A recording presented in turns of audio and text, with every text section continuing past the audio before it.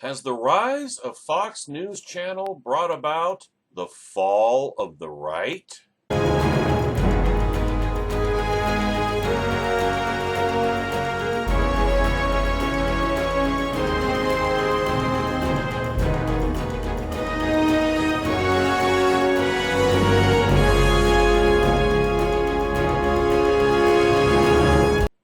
The network's cocoon is alluring, but it won't win conservatives any converts. David French, nationalreview.com on Wednesday, August the 30th, 2016. French will never forget the first time he was on Fox News Channel. Bill O'Reilly had taken an interest in one of his cases and brought him and his client onto his show. Truly, he was interested only in her perspective, but since litigation was looming, they were a package deal. So, French drove to a studio in Nashville, sat in front of the fake city skyline background, took a deep breath, and dove in. And bombed miserably.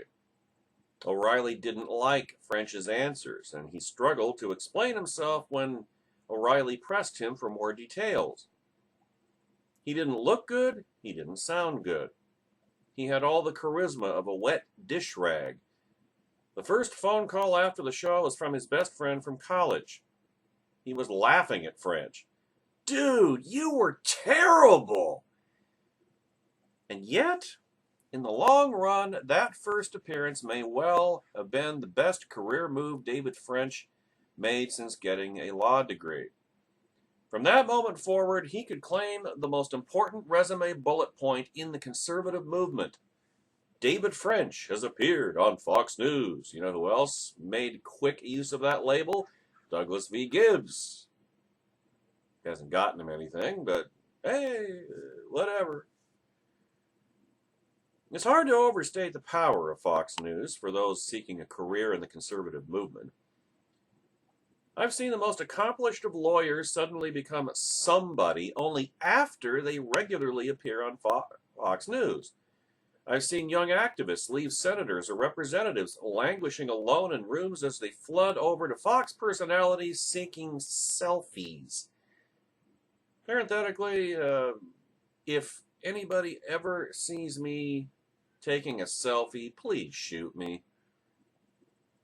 Because something will have gone horribly, horribly wrong. Even the term rubs me the wrong way. It's petty narcissism is what it is. Fox has become the prime gatekeeper of conservative fame, the source of conservative book deals, and the ticket into the true pantheon of conservative influence. In other words, a small market niche. And it's also killing the conservative movement. Unique perspective, isn't it? Hey, we got our own news channel! We got our own network! Yay! But what about the rest of the media? And you know how Fox is covered by the rest of the media, don't you? Yeah, it's that conservative channel.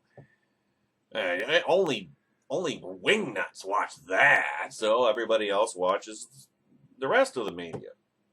He's starting to see the dynamic here and the problem. And I'll admit, I didn't really think about it from this perspective, but as we're going to see here, it really is a perspective that needs to be brought to the attention of every surviving conservative.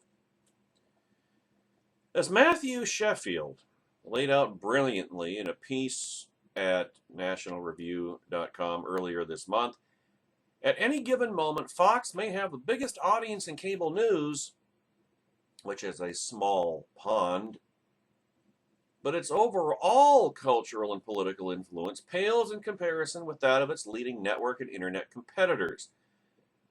Fox has constructed a big, beautiful, and lucrative gated community, a comfortable conservative cocoon, or ghetto, if you will. Now, the analogy that's always come to my mind, and I was talking about this over a decade ago, is the grizzly bear and the swarm of bees. The grizzly bear represents the mainstream media or media, liberal media, legacy media, whatever you want to call it. The swarm of bees was the new media, the alternative media, the blogosphere, talk radio, and Fox News Channel. And it always struck me as a conceit when people like, for example, Hugh Hewitt, would talk about how the new media was going to put the old media out of business. The old media, the legacy media, was doomed. They're dying. They're withering on the vine. The alternative media, the new media, is going to be where it's at. That always struck me as a huge delusional conceit. Because all that meant, all the new media meant, was that the liberal media was no longer a monopoly. That didn't mean the liberal media wasn't still dominant. And 2008 was the proof. The liberal media installed Barack Obama in power and then kept him there 4 years later. There's just no two ways about it. The new media didn't prevent that, did they? It gets back to the bear and the swarm of bees. The bees can cause the bear pain and discomfort and be a nuisance, but they can't really stop the bear from doing what it wants, going where it wants. I mean, if the grizzly bear wants to poop in a particular place in the woods, the swarm of bees can't really stop it. In much the same way that if the bear wants to extract every last drop of honey from the beehive, the swarm of bees can't really do much about that either. I mean, you can talk about, well, Fox News, the biggest audience in cable news. Well, so what?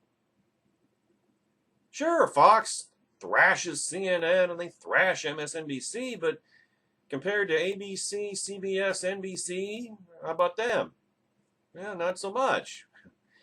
Fox News Channel is dwarfed by the network news ratings.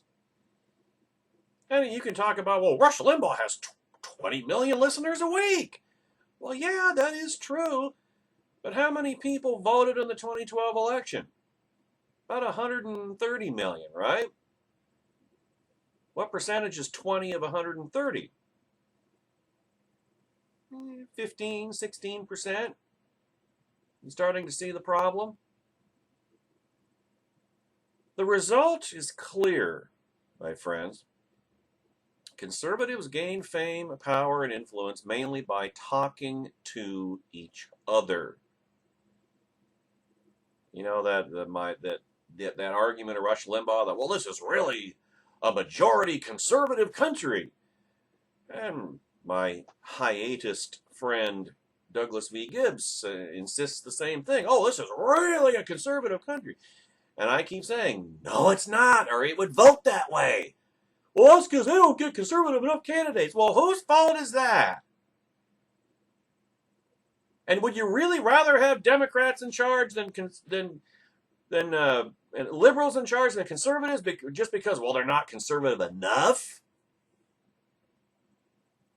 The mindset that ultimately stuck the conservative movement with Donald Trump, I might hasten to add.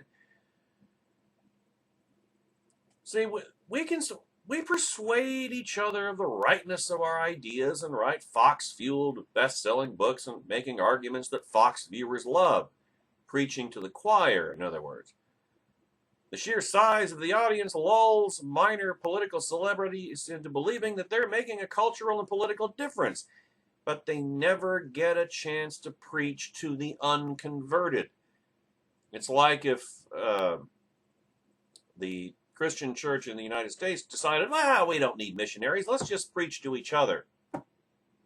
You know, it's the difference between Sunday worship services and the mission field. I mean, Sunday mission services or Sunday worship services are important, without question.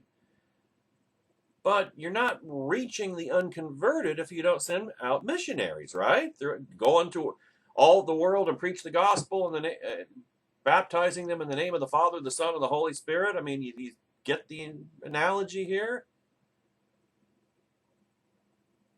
The problem goes well beyond this cocoon effect into the very moral and intellectual heart of the conservative movement. Like any human enterprise, Fox News is filled with a wide variety of people. Some good, some bad.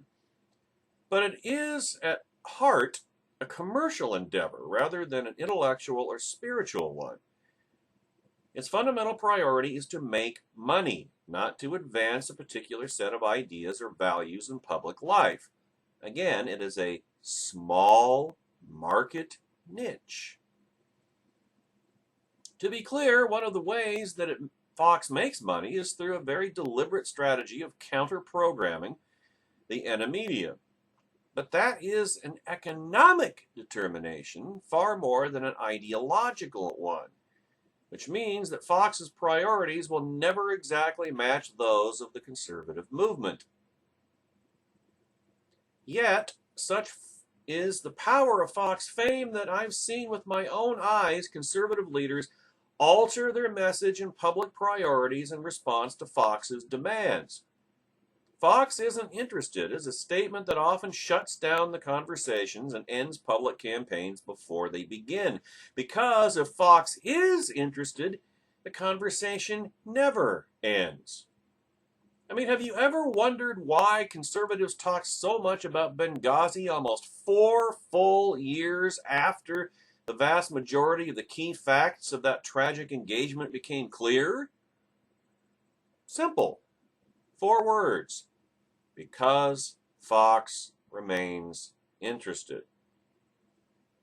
Now, I'm not ascribing nefarious motives to Fox executives. They know their audience and they play to it. Conservative leaders and conservative politicians should likewise be savvy enough to know the limitations of the network's reach. It doesn't speak to a majority. It speaks to a bubble. But such is the allure of the community within the bubble that a person cannot help but walk through its gates. It's not a big market niche, but it is a niche. The result is a world in which many individual conservatives just keep failing. Fox is the place where you can nurse grievances over failed arguments. Boy, are there going to be a lot of Trumplicans who are going to be nursing grievances after November the 8th. It's the place where you can make money after failed campaigns. Do you wonder why the GOP had 17 presidential primary candidates?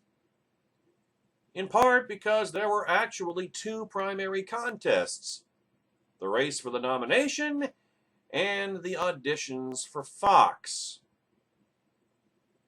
In 2008, Mike Huckabee won by losing, not by making a strong electoral showing and positioning himself for the next contest, but rather by demonstrating enough charisma to land his own show on Fox, complete with studio audience, if you recall. Here was a form of victory through continued influence and enhanced fame. If you couldn't win the election, you could still be a contributor. You could still write a book. You might even get a show. So why not run? You'd probably lose the election, but you might gain a time slot. Fox News went on the air, and now this is a stunning, at the very least, coincidence, and it's more, I think, than just a coincidence, but it is stunning nonetheless. Fox News went on the air in October of 1996. Since that time, the GOP has won the popular vote for president exactly once. In 2004 by a whopping 2.4%. When Hillary Clinton wins in November, the GOP will have lost the popular vote in 5 of the last 6 presidential elections since Fox broke the liberal media monopoly, but didn't come remotely close to breaking their dominance. In the 6 presidential elections before Fox, counting backwards, 88, 84, 80, 76, 72, the GOP won 4 landslides. Nixon in 72, Reagan in 80 and 84, and George H.W. Bush in 1988.